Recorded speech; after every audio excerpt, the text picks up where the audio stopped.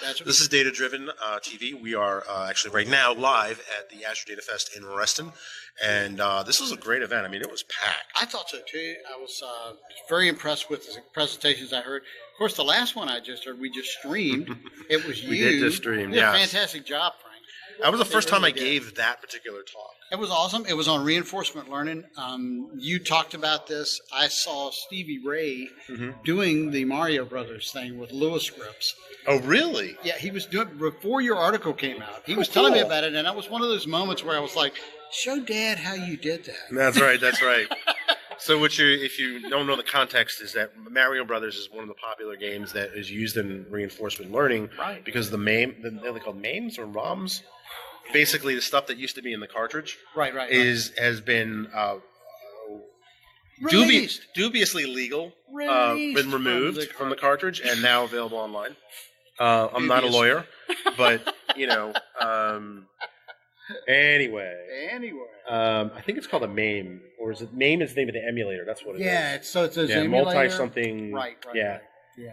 But anyway. But people are adding these scripts to it. People are adding the scripts, and what they do is that they feed the screen, and they teach computer vision to know where the pipe is and stuff like that. Right. And then on top of that, they basically can control the game, and then they know if the game ends, and basically over tens of thousands of iterations, the bot can play Mario Brothers better than any human ever could. And that's what it was. Stevie was doing this, and he's like, he says, "Dad, let me show you this thing. It's neat." And he ended up with, I think he started with 6 or 7 nodes in the net. Wow. And he started playing it. He's like, "I wonder what would happen if I added 1 or 2. Right. And it had been running all night on his desktop. And he's like, it wasn't getting anywhere. It was dying on the first obstacle every time. Right. But now it's making it halfway through the level. I wonder how long it's going to take, how it would do if I started changing. He's still tweaking this stuff.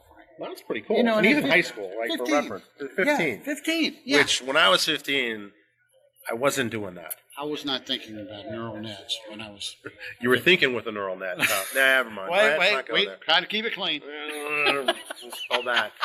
But no, I mean, every time you give a talk for the first time, you don't know where the pain points are. You practice, but, And then my demo freaking blew out. On top of that, the demo bomb and the screen, the LCD connection was flickering. Right.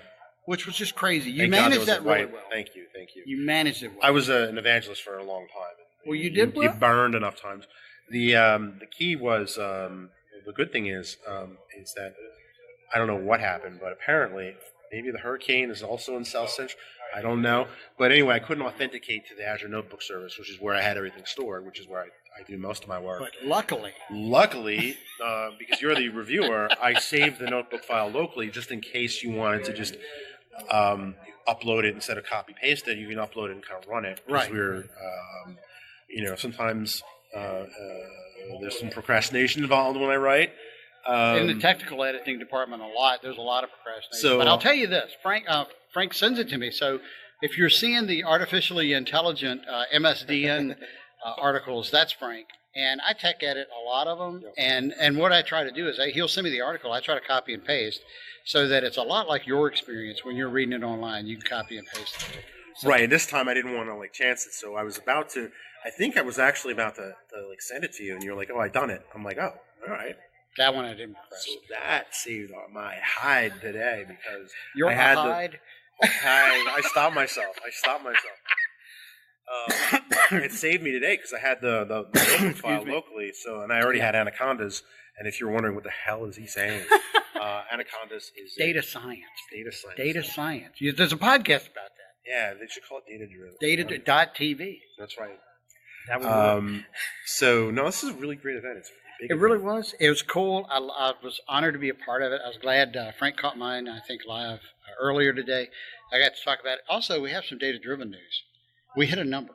We did. We hit another milestone. Before we talk about that, though, there was another milestone.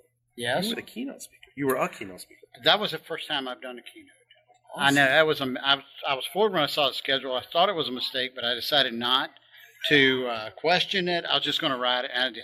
So it was very awesome to be able to do that, talk about lift and shift SSIS to Azure Data Factory. Right up my alley. I love that a lot. I love what's going on. I mean, it's crazy, isn't it? I mean, this is so you and I think you started in the 80s or 90s with computing. Yeah, I had a Commodore 64 when I was like 12, so that was in the 80s. And I was like, so for me, I was actually 11 and beating you by a year. Oh. But it was a Southwest Technical Products, and it was my neighbor's. And this was in the 70s, so mid-70s. So we're like for me, I don't know about you, but me, I'm in Star Trek, okay? You know, in the cloud and stuff. It's crazy. There's more power in my Fitbit than we had on those first computers. Right. Or this is probably the equivalent to the one that went to the moon. If not yeah.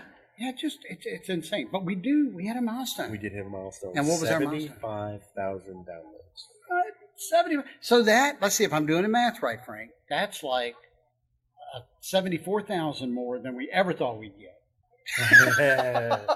I thought it's certainly faster than I thought. It's crazy. It was 17 months, right? 17 months? Yeah. I think Don't so. make me do math. I can't. Yeah, not now. You just come out of the presentation. The algorithm. So this is a true story. I don't think I told you this yet. So somebody I know pinged me on Facebook, like, hey, I need your help with this math problem. I'm like, oh. And they're like, if you were doing this and like the speed of light was this, and then like how old would you be or something like that? And I'm like, I'm tired. I only have my phone, so I just wrote out the algorithm. I was like, I'm not going to give you the answer because I know I'm a data scientist. I don't do the math. I come up with the algorithm.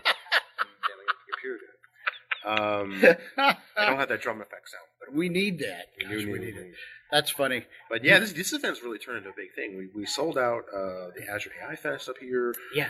You went to the one in Atlanta. There's been one in Boston, Philly. Yeah. Somebody pinged me the other day about doing one in not Charlotte, Raleigh. Wow. Okay. And somebody here was like, when are you going to bring one to Jersey? When are you going to bring one to Jersey? Nice. I'm like, I'm all about go there when we went in Jersey. How cool would that be? That would be awesome. Go to check out some White Castle. Oh, okay. Okay, we could do that. Oh, and there's another milestone. It's not technically data-driven related. Right. But on October 13th, 1995, I launched franksworld.com. Wow. Yep. Well, it's not today, but soon still. Enough. That was 1995. 23 years ago. Wow, Frank. Wow. Crazy.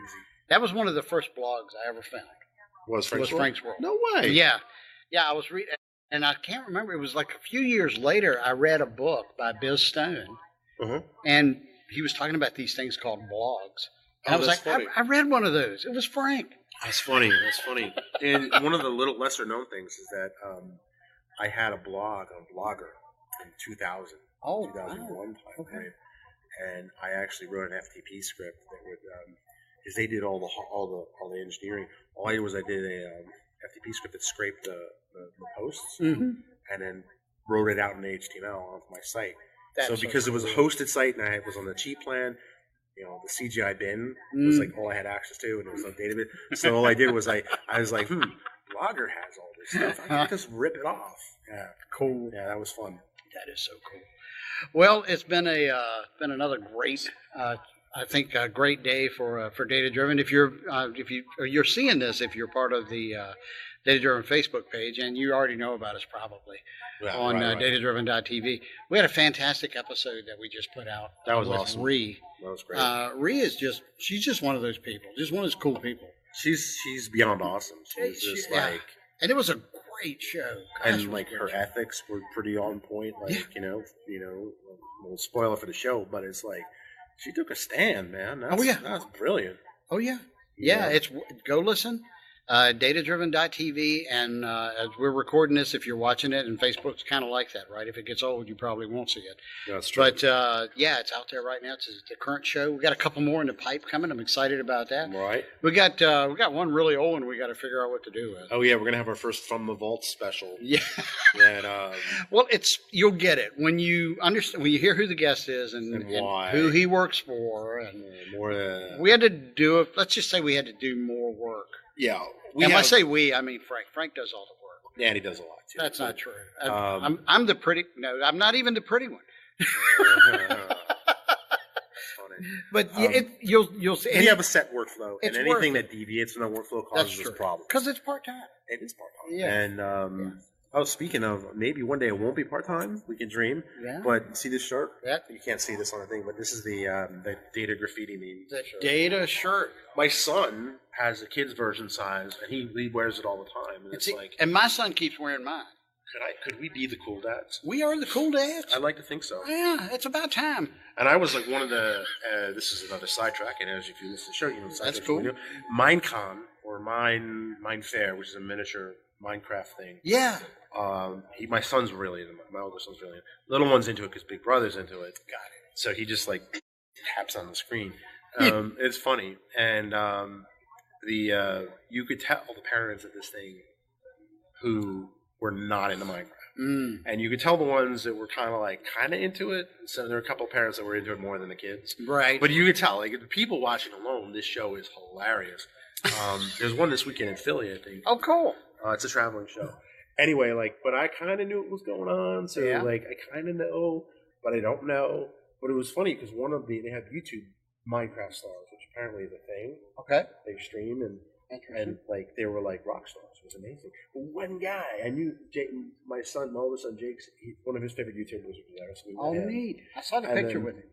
Yeah. I don't know who he is, but I saw the picture. I don't know who he is either. But the other guy who was in the booth next to him, I knew who he was. He used to be on the Twit TV, the Horse Network. Okay.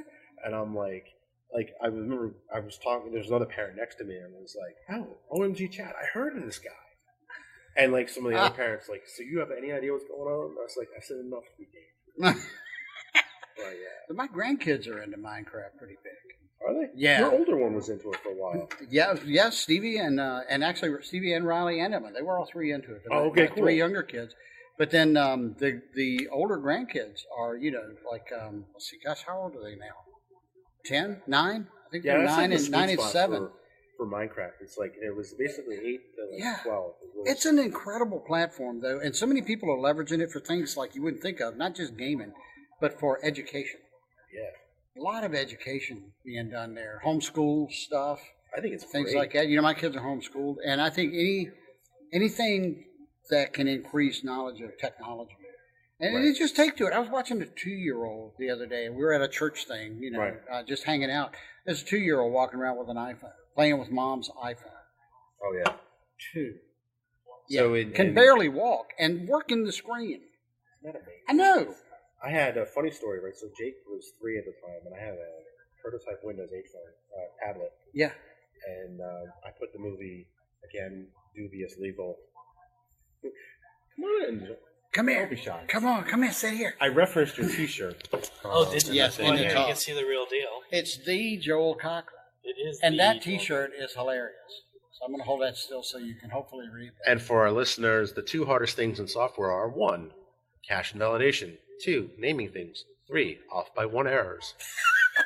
That's so funny. So in my talk, I had a thing with 5 slot machines, and it started at index 0, and I kept calling 1, 2, 3, 4. Yeah, I kept getting them up, and I was like, okay, the last one. Anyway, it was just like, you got to see this guy's T-shirt. So, We were talking about your T-shirt. Yes. Thank you. How's My your T-shirt is famous. How's your data fest going? It's going well. Have Yeah. you spoken yet or no? I have not. I speak Okay. next. Cool. I'm going to miss it. I'm heading back to Richmond. Well, back to Farmville, actually. I was going to Richmond, but I bet they're going to cancel. They're calling for all sorts of bad Hurricane Michael weather. That's what. Right. That's what they're talking It's a about. little up early there. yet, isn't it? Well, they're saying 4-ish. But Well, you've got the weather station. Why don't you? That's true. Everybody thinks that. It's not predictive. It's Not not. yet. Well, you and Frank obviously Not have yet. a project. Yeah, That's we right. not yet. We were just talking about kids and technology. And Yeah. Like, he was talking about a 2-year-old with an iPhone. My 3-year-old talks to Alexa. No way. Nice. So, like, if he wants to hear the Paw Patrol theme song, but get this. He doesn't call her Alexa. He calls Alexa for some reason. And he gets mad. So what he's figured out, if he says Alexa twice, it fires. Because of the A Because of and the M, crossover. Alexa. Yeah, nice. And so funny. he'll be like, play Paw Patrol or play Thomas, and like, it's just funny. Like these kids, like, they're not gonna remember like when they didn't talk this. Well, yeah, it's like that scene in the old Star Trek movie where Scotty's talking to the mouse. Yeah. Except The keyboard. How quaint. I know. Yeah, these kids are just. Well, Mark Tabadillo was on our show. Joel was on our show. We're on the Data Driven live stream. I assume so. Yes. And Mark He's done Tabadillo. this before. Well, you have. That's true. Mark talked I am about a digital. seasoned professional. Well, there you go. Well, he talked about digital natives. I'd never heard that term before. He said it, and that's what the kids are. But yes, you are a professional. Something. And no, you're are. Joel and I met years and years ago. I don't know when you and Frank met. Around the same time. Around the same time. Yeah. During the Silverlight era. Yeah. Yeah. I was actually reminiscing today that you and I were in a Windows 8 Train the Trainer training with Kevin Hazard, another mutual friend. Wow. Andrew Duffy. And Andrew Duffy. And it's a whole bunch of people I should remember more. Weren't we like the bad kids in the back of the We class? were. So it was a 3-day training. We sat all the way in the back, like back in the corner. It was a huge room, like when they have the big room opened up for all the presentations. Yeah. And we did. We were the bad kids from school. We made jokes. We cut up. We were laughing and giggling. He just doesn't care. Well, but here's the thing. Windows 8. Right. What did you find to make fun of with Windows 8? That's what I'm curious about. Oh yeah. At Let's this not point, go I there. should probably. We're in the let's not Microsoft go office, there. aren't we? Okay. Never mind. So it was a stretch. That's what you're saying. I'm So not never saying mind. anything.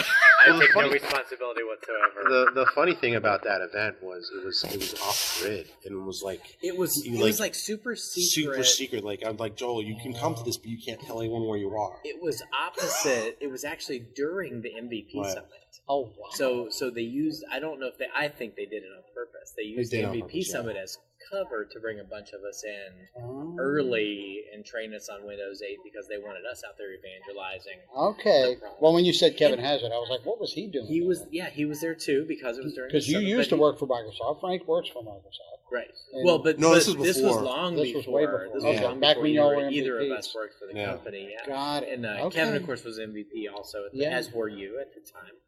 It was a long time. But he was, he pulled in the C# connection, and Frank and I were front end guys, and Gotcha. it just sort of. Yeah, we got to nominate one person. So Andrew and I basically kind of like, well, you invite one, we'll invite the other because it was kind of yeah, that was smart. So it's really their fault. Yes. Yeah, it's really their fault. But the funny thing is, like, they couldn't say where they were. Or I don't think they even let us say who we were with. And I had another cover story. I was out there for a public sector thing. So in that morning, I was there doing like I actually did a press conference for Windows 8 for government news reporters. Interesting. And that was a pretty surreal experience because the mode around Windows 8 launch was very much. Let me go this way: if you have to be secret about where you have training like 200-300 people from around the world, That's pretty challenging. it's pretty Yeah, challenging. yeah. It was an interesting dynamic. I was remember the interesting release. Yeah. So yes, it was in the middle of this. Like, they told us like we had to walk through the list. It was just like, anyone asked, like you were over at the Marriott or something like that. Right. It was something ridiculous like that. But the funny thing is that whenever you get all these people in the room, the Wi-Fi. This is back before they learned, like, hey, wait a minute, this Wi-Fi thing won't work out across 200-300 people in the room, especially geeks. We had a phone. A few people had a hotspot. That's funny. So we were pretty much irradiated. And I remember, I think, was it you or Kevin? We went to Starbucks. And as soon as you crossed the street, I guess you hit another cell tower. Boom, my cell phone worked again. Oh, wow. Nice. Wow. Well, this was really cool. It's good catching up with you guys always. Always. Always. This is a fantastic event. I love these events. They remind me of the old days of like code camps and early SQL Saturdays. Yeah. There's just so much energy, and it's still kind of new, and everybody's kind of trying to figure out what to do and how to do it.